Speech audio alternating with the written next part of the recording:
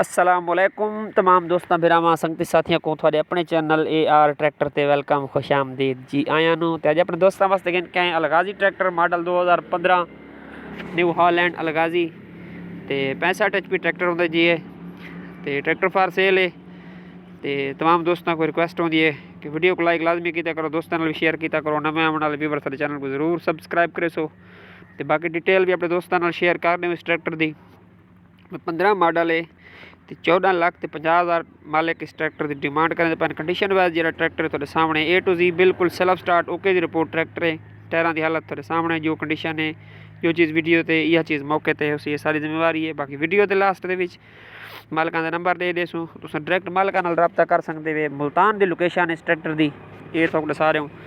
तो बाकी मेहरबानी करके तमाम दोस्तों वीडियो शेयर की करो, नवे आने वाले व्यूअर चैनल को जरूर सबसक्राइब करो सो। इंशाल्लाह जल्द एक नवे ट्रैक्टर की वीडियो गिन के नवे ट्रैक्टर रिव्यू गिन के अपने दोस्तों की खिदमत हाजिर हो सूँ। उस टाइम तक तमाम दोस्तों भरावां को इजाज़त गिन सूँ। अल्लाह हाफिज़ फ़ी अमान अल्लाह, रब राखा।